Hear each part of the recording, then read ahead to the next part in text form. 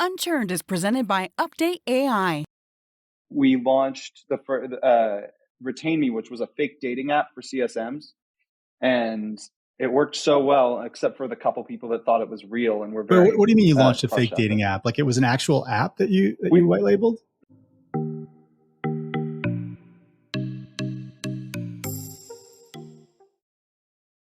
Hello, everybody. I'm back.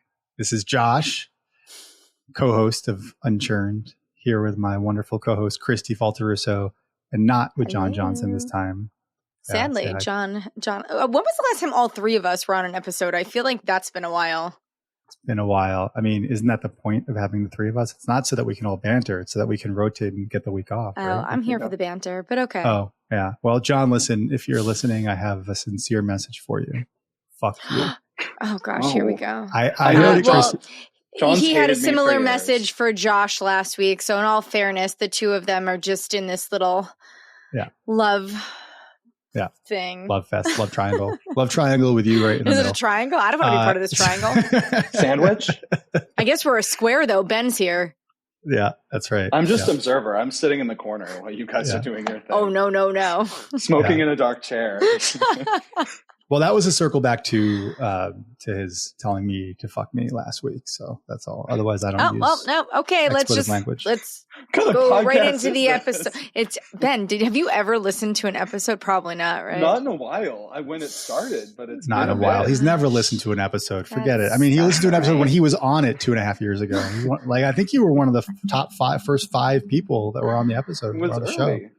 Guys, I'm a VC now. I don't listen to anything except my own voice. That's just the rule. True. This is That's true. the We're rule. going to dive into rule all of venture that. capital. We are. Kristi, do you want to introduce him? No, because we just keep saying, John usually does this, Ben and now you're Winn. doing it. Ben, like as if people know who the guest is. But yeah, who are we talking to today? Our guest today is the one, the only, Ben Winn. Ben, you want to introduce yourself? Should I cheer? Wait, hold on, Ben. Kristi no longer knows what you do. That's why. I do. That's why she said you want to introduce yourself. He's doing customer success at the VC firm, but I don't forget the title. No, I think it's he's like not. head of community. Isn't it like community? That's not success. Yeah, that's an element of success. But he's orchestrating that through community. Then what do you do? Yes, no, you're both whatever, right. Josh. Yeah, you're absolutely right. I frame it as partially customer success for the companies that we invest in. So we invest in companies, and it's my team's job to help make the companies we invest in successful. There's no fucking way that Ben actually frames it like that to his portfolio companies. He's just cushioning this right now for you, Kristi. No, I don't tell that. When was the last time you were on his LinkedIn profile? He's just still trying to be an influencer in the CS top 100, success hacker, Kristi Faltorusso. Nobody cares about that. That's why he says it like that. He's not in customer success. Ben, you're not in customer success. It's all marketing. He wants to make people successful. Exactly. Aren't we all in? Isn't everyone in customer success? Just like everyone's in sales? Everyone's a founder? Everyone's the CEO of their career? Yeah. You work 15 hours a day and then tell me that everybody's a founder. Okay. I digress. I want to exercise 15 hours I had to get that out. Are you done, Josh? Yeah. So, Ben, you're the director of communities. Mm-hmm. Communities. So the first question is, well, what are the many communities that you direct? Let's start there. At FirstMark, right? At FirstMark. So okay. For helpful context, FirstMark is an early stage venture capital fund based out of New York.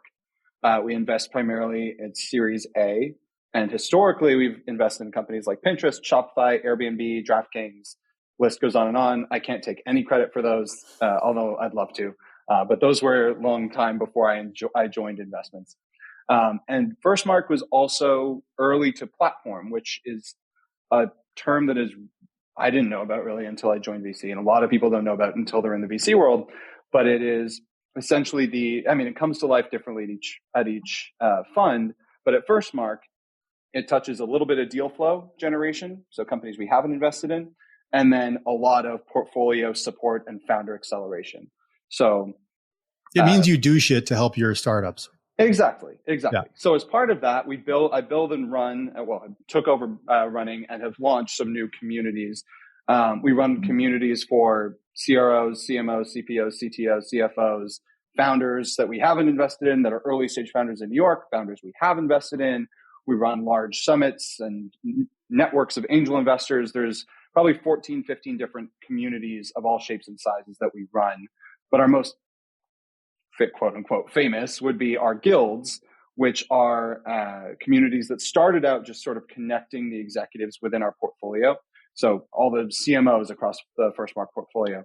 But then a couple of years ago, we started adding in select folks from the broader unicorn ecosystem into those groups. And now what that looks like is we have functional communities across all, functional communities across all of those areas I outlined: CRO, CTO, CFO, et cetera. And we have nearly 3,000 members representing over 60% of the unicorn ecosystem.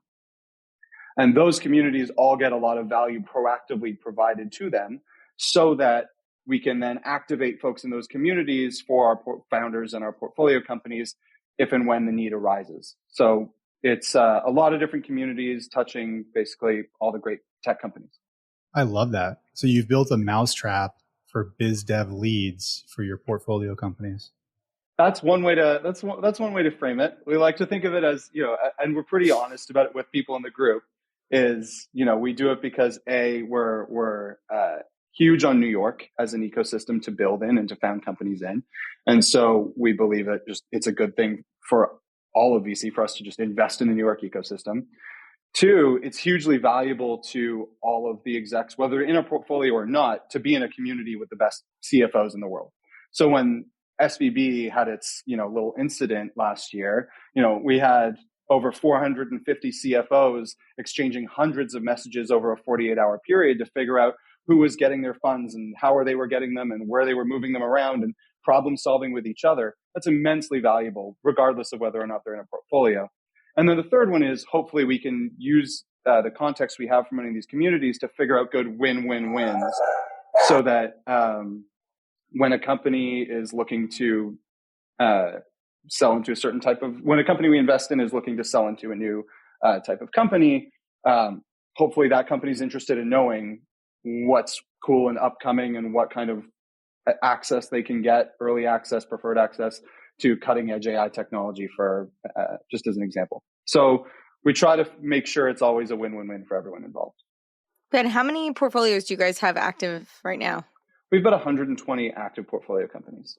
That's great. And then, so what is your interaction with them? So obviously you're orchestrating these communities, which is much broader scope, but what's your direct interaction with each of the portcos? It varies. So we are a high conviction investor. So we tend to do a smaller number of deals, but we go in with a larger check. We tend to take a board seat. So our partners are very involved with those companies. I build relationships with a lot of the founders and their executive team members over time through our communities, our summits, our in-person events, or remote events. But a lot of it also goes through our partners, where basically they will understand what the most critical role is that a company is looking to fill, and then they'll let us know, and then we'll chase after that. I talked with a $5 billion company last week that's just looking to run like some high value AI pilots. And so I was able to figure out who in our portfolio might be a fit and then introduce the founders of those companies to that company.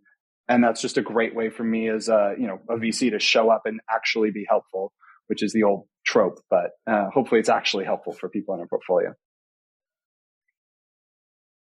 What principles have you taken from your life in customer success into venture capital? That's a good question. You don't have to answer that. I mean, it's like we're a CS podcast, but at the same time, that's a shitty question. Optional to answer. Everything's customer success. As long as you're the CS at the macro level, you're doing it very well when you figure out how to create that win-win-win like that. That's the whole structure. Create value for the customer, extract value for yourself, and do it in a way that everyone walks away feeling really happy. So, Ben, so you talked about the portfolio company. These are all Series A companies you mentioned, right?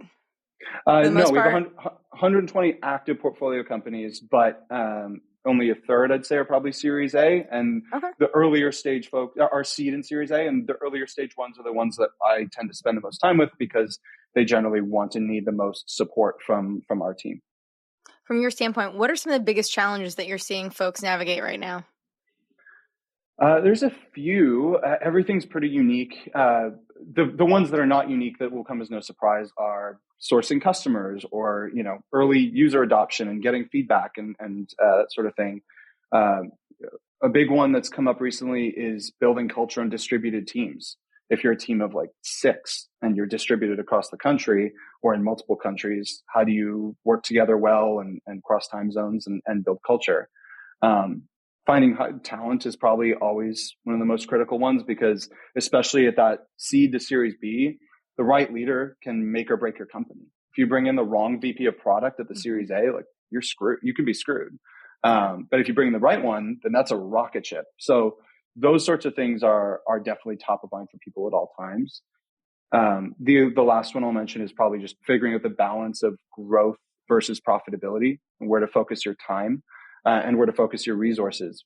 Should you just focus 100% on growth, or should you be, given the market, should you really be hyper focused on just being profitable, even if that means slower growth? And figuring out the right way to calibrate those settings is definitely top of mind for founders. Josh, how does that resonate with you, being a founder right now? I would 100% agree. I 100%. With everything he said, are those all of your same challenges? No, yeah, you're a distributed team. You're early stage. Yeah, like, what are you focused on? No, I agree. I think Kristi's new podcast, She's So Sweet, is the greatest thing since sliced bread. So, like, 100%. Yes. We're on the same page. What's going on with Catalyst? Are you still distracted by Jackson barking in the background, and he had to go quiet the dog, and then he came back. So I'm not going to get Josh. people embroiled in this story of where I was, and like the fact that I've had 3 different people come to the door at the worst timing, and my dog is triggered by doorbells. And Spike Lee dropped by with muffins. Yeah, Spike Lee. Yes. Yeah, dropped by with muffins. There's a story behind that for all people that don't have that context. Anyway, then how are you keeping connected to this? Because you were a maven of the CS community. One might even say you were like at the same level as Kristi Faltorusso of the CS community. May say that. And yeah, but now it's like, the rumors of your demise have been, falsely greatly exaggerated. Greatly exaggerated. Are you still keeping in touch with what's going on in CS? And maybe tell people that are new to the world what you were doing in CS before. Sure. So before this, I was head of brand and community marketing at Catalyst, which has now merged with Tatango as of a few months ago. And so before that, I was leading CS at a health tech company. So I've been in CS. I was in CS for 9 years or something like that, either leading it or at a company that was building software for it.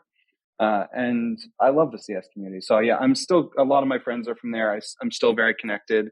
But I would say I'm a little more out of touch on the just on the technology side and sort of what's happening where, because we don't spend much time in that space as a firm. So it's just, my mind's these days it's much more spent on like weird AI tech and DevOps stuff and like all these obscure different technologies rather than CS world. But so you're also instrumental in CS in Focus, right? Like, yes, I'd founded a CS community.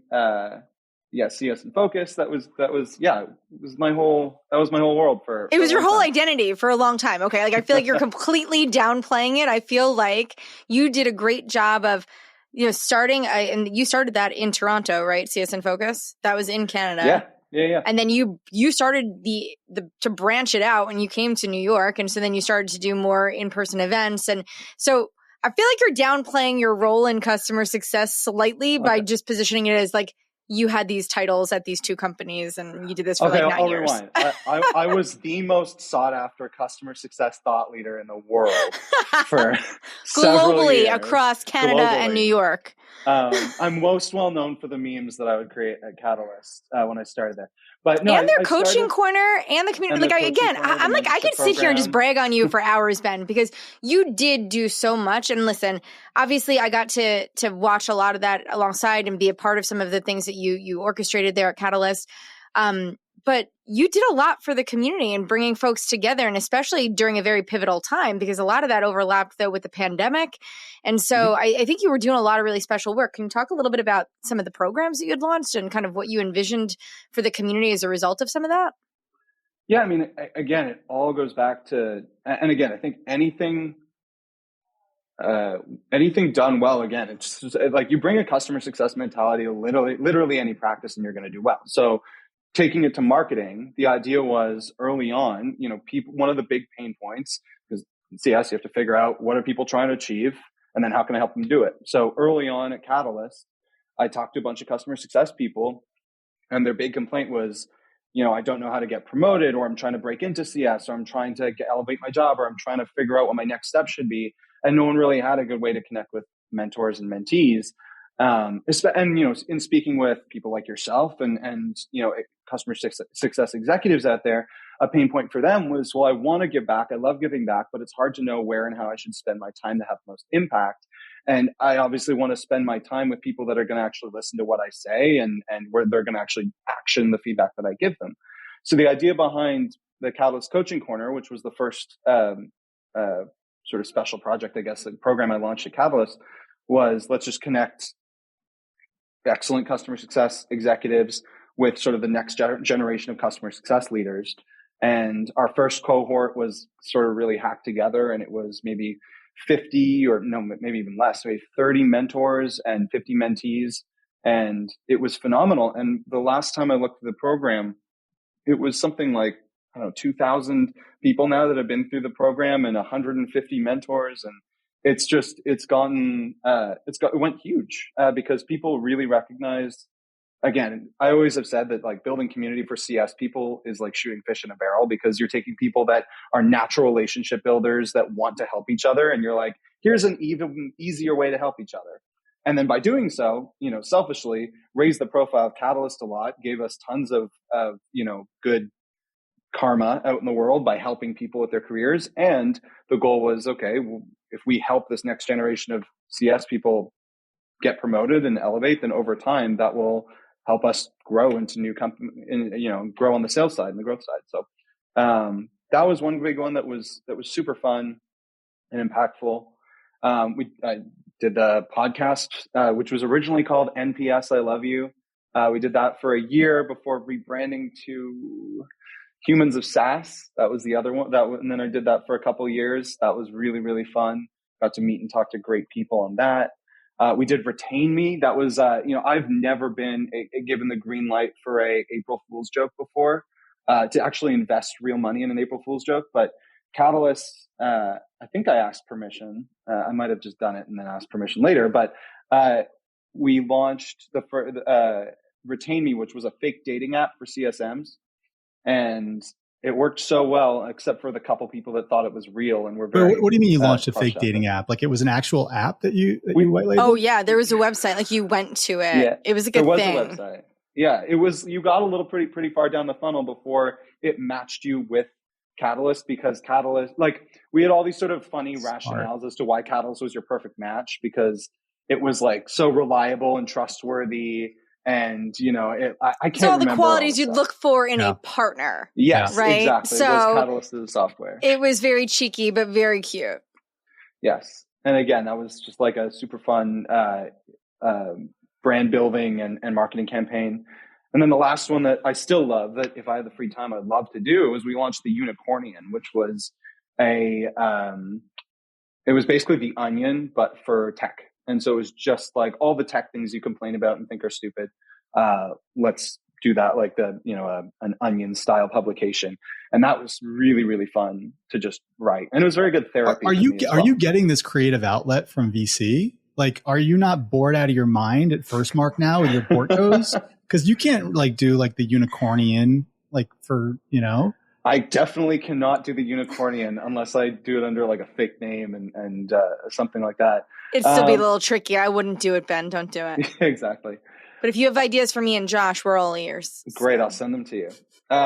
So fortunately, I do have my husband's a fashion photographer, and I've been working with him for years. And so my creative outlet has now become much more of that, where when I get to do shoots and production and like all that cool stuff, that's my creative outlet.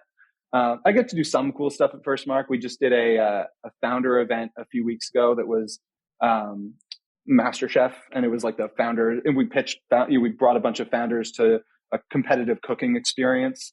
which again, you did a cooking class. Cool. It was a cooking class. That's not what it was, Josh. If you're not listening, it was a competition. Oh, this is like nailed it. If you've never seen that, I've never seen it.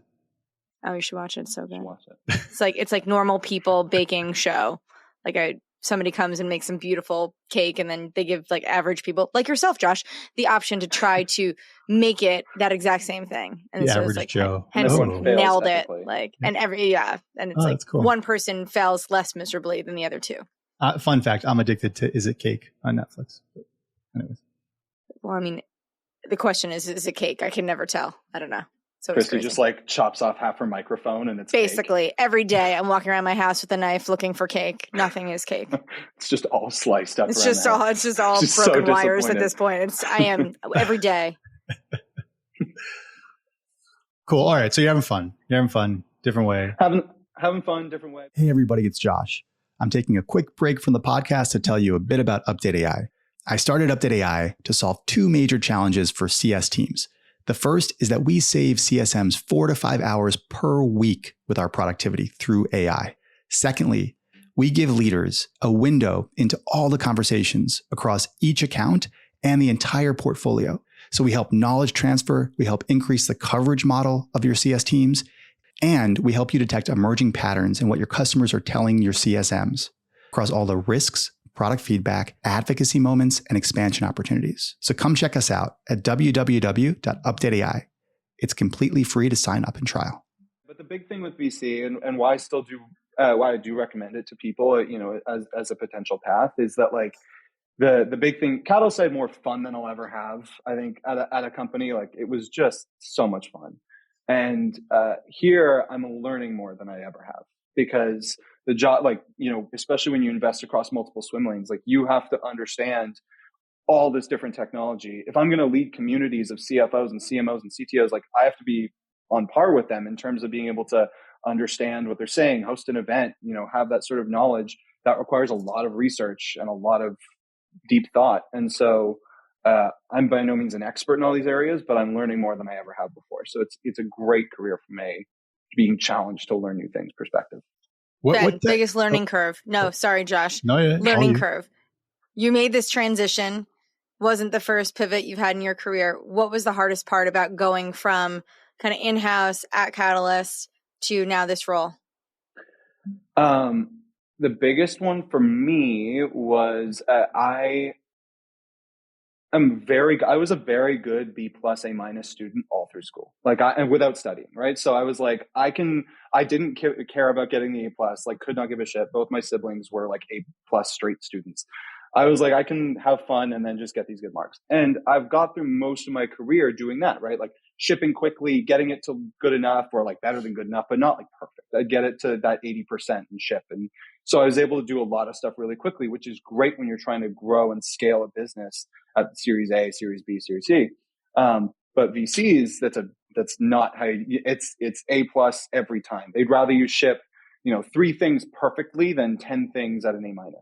And so for me, it was a really big change culturally and just like a muscle I hadn't flexed in a long time to spend that time and change the way that I thought, the way that I worked, to go from shipping quickly B+ A- work to shipping slow A+ work. Kristi, what was your GPA? A 3.98. Would you like the teacher's email address who gave me an A-? Because I'll never forget her. Ever. She's still alive? You haven't killed her? Maybe not. I don't know. I realized how long ago I graduated college. So, and she was not young. So possibly not. But it was one of my journalism professors, and she gave me an A-. You believe it? How dare she? I went Josh, and fought. What was yours? I didn't win. Yeah, Josh. Kristi has me beat. I got one. Yeah, but Josh went to Columbia and I went to Post. So it's like. Matter. And I went to Canada. So. But don't you know that I went to Canada. Just went to Canada.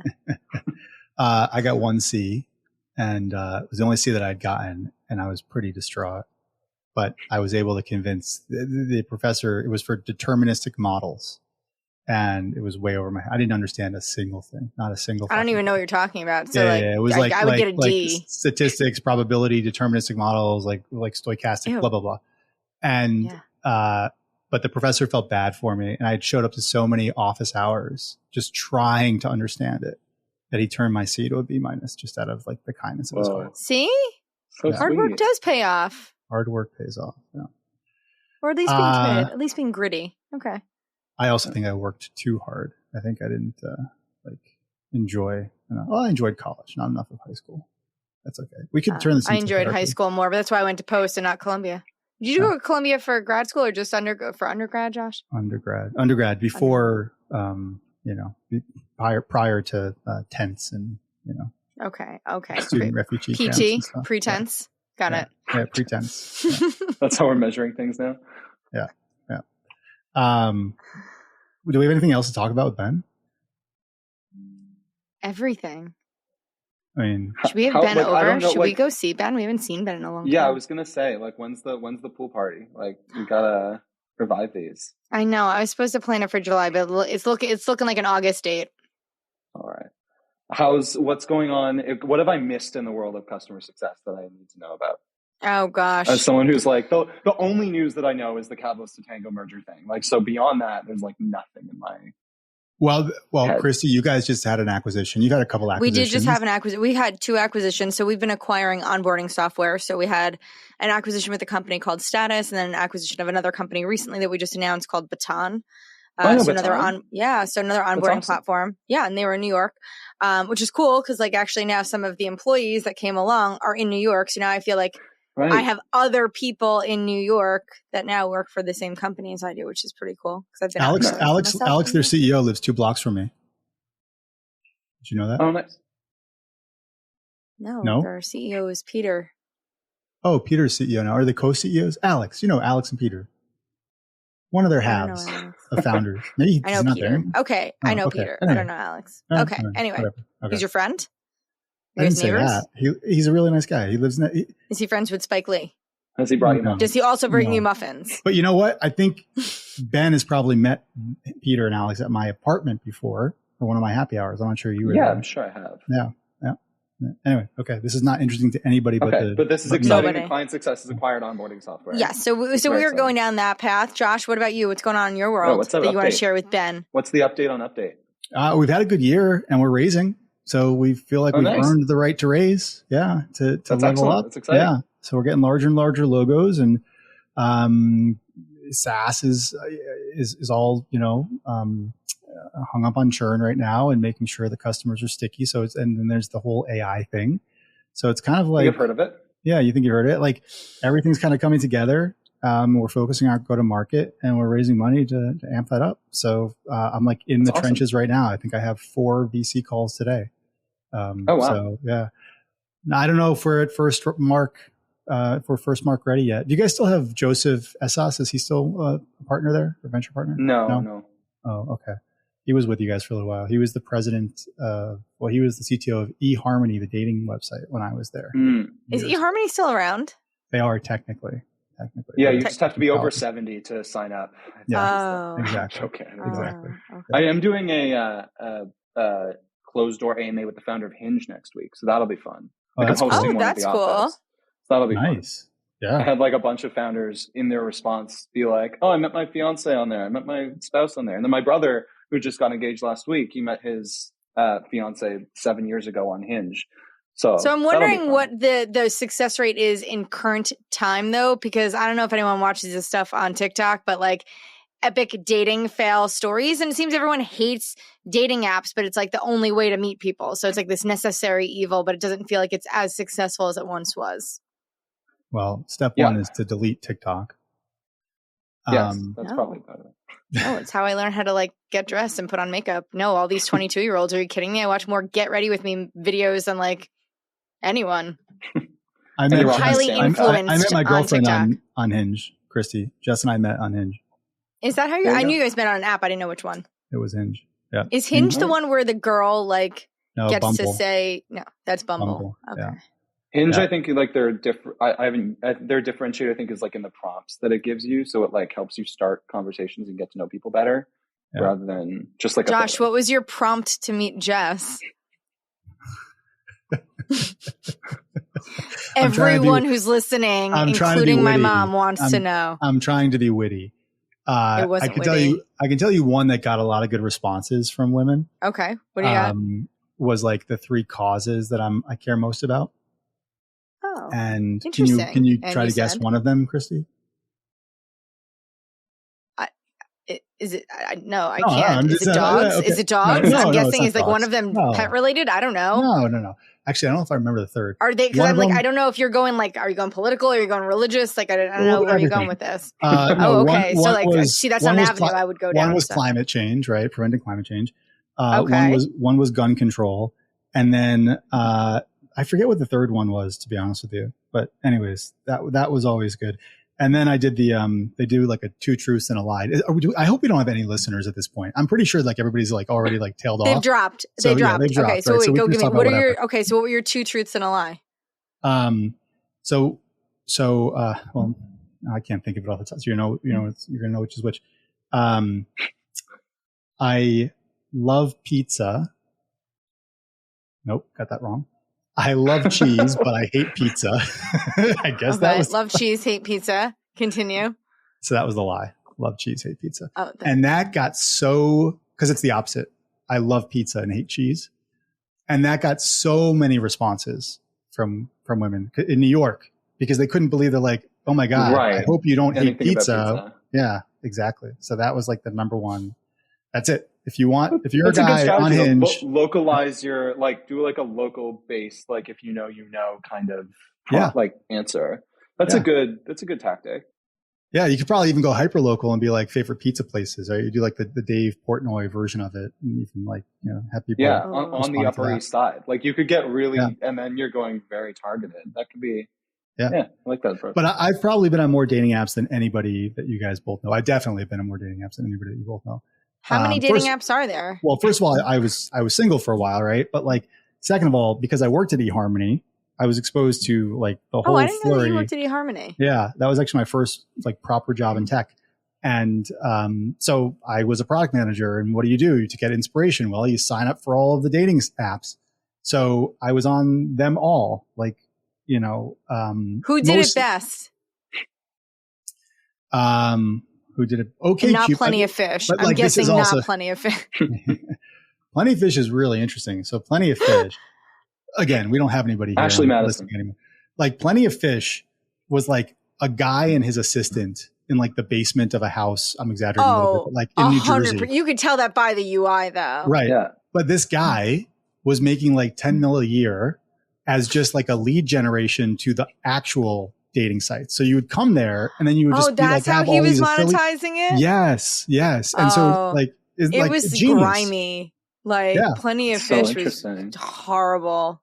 Yeah. Well, I feel like every murder show I watch starts out with like, well, she broke up with her husband and just joined Plenty of Fish when she met the perfect guy, and then it's devolves. It's definitely the beginning of every 2020 episode. But so we would advertise on Plenty of Fish for eHarmony. And I was part of a startup that they had started. They were trying to go more casual. And so we started Jazzed, jazzed.com. That didn't do well, did it? That was like the hookup version, but like it did not do well. It was out of business in 18 months. They moved me over then to the mothership. I'm surprised it lasted that long. The name alone doesn't really it doesn't get me jazzed. Like, what would boomers find exciting? Yeah. Well, that's the thing. Like the company's being run by like the 75-year-old, like very religious, like conservative Southern guy that like you weren't going to get very far with like a more progressive website. And they had passed on purchasing OkCupid for $30 million like a year prior. Can you imagine OkCupid for $30 million? Now it's worth what, $3 billion or something? And then like, no, we can build it ourselves. Well, we couldn't, but we tried. And this is probably right around the time that Tinder was being incubated. So they were, but yeah, OkCupid back in the day had some cool features. They were doing some cool stuff. I don't know what. And today, what would be the top app? Oh, clearly Hinge. That's where I met my, my other half. I know that there was other ones. There was like bagel and donut, and then there was like there was a just lot. Circular then you have food. all like the really niche ones, right? You had like the popular one like J-Date and Christian Mingle. Farmer. What's the farmer one? Farmers only or farmer? Yeah, it was like farmers only, which that's wild. They do have in New York. They have the Locks Club. Do they? Yeah, the Locks like Club. That's funny. Yeah. For all the people in my neighborhood, all those Upper East Side folks, right? The Locks. What's the like that's targeted. I like that. Yeah. What's the elite one for like extra hot people? Isn't there like a one you have to apply to? Raya. What is it called? That's Raya. Raya. I'm really enjoying this right now because like. Wait, hold on. How do you get on that site? We're just going to keep talking about this until nobody is listening to the rest of the show. How do you get approved for this really hot dating? I've tried in the past. I never was able to. No, I'm serious. Founder. I'm a founder. Do you have to make a certain amount of money? Like, okay, so is this like one of those ones where it's like if you're a guy, you could be less attractive if your income is over X, and if you're a girl, you don't have to make any money, you don't have to have any morals, but you have to be really hot? This is also the rule we have for founders that pitch us, by the way. Oh, that's interesting. Right. Okay. That's your criteria. Definitely not. This is not just for legal disclaimer. Definitely not. No, you had to submit your TikTok or your Instagram. They had to look at your photos, and you had to have like a referral. I don't know, but you had to be referred, and I never was accepted. And it was a little bit more like artsy people. It's kind of like Soho House, right? Like they're looking not to get a little bit more of like the actors, the athletes, the artists. Yeah, I'm not fancy enough for that stuff. It's a good thing I'm married. Yeah. No, there's I want to bring it back to something vaguely relevant. I actually do have a question for you guys, which is, have you seen any cool, innovative uses of AI in customer success beyond like ChatGPT prompts? Like, are there any, and beyond UpdateAI, which we know about, but maybe ways people are using UpdateAI or ways maybe at client success you guys have put into practice? Not in customer success, but customer experience, more like for support agents, like call centers and stuff like that customer experience side. I feel like they're doing really interesting stuff.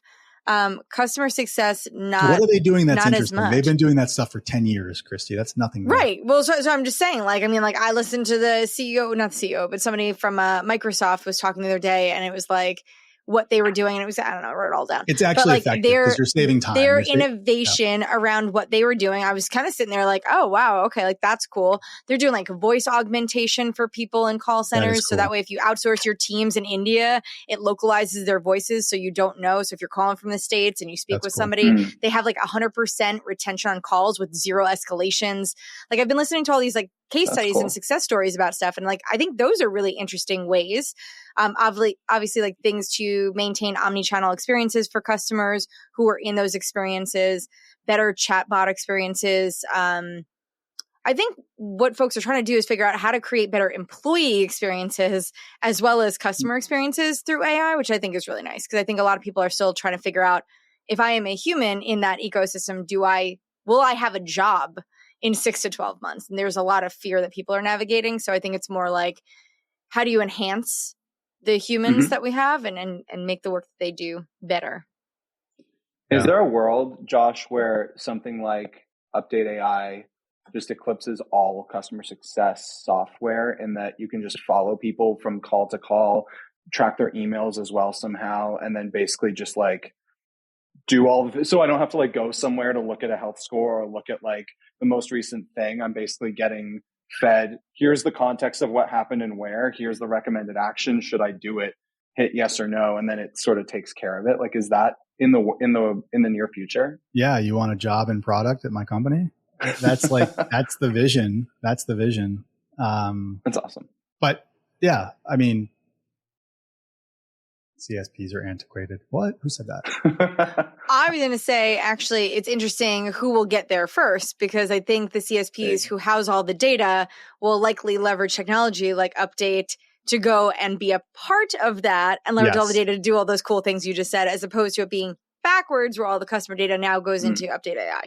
I do think that you're going to see some really interesting use cases, but I don't think anyone's nailed it just yet. I think there's a lot of like ideation that's happening right now, but I haven't seen anything in practice. And I think a lot of companies right now are advertising AI first and all of this stuff. But when you go and see it, I'm like, no, just because like you have some like features that maybe are using AI functionality, I wouldn't say you're an AI first platform.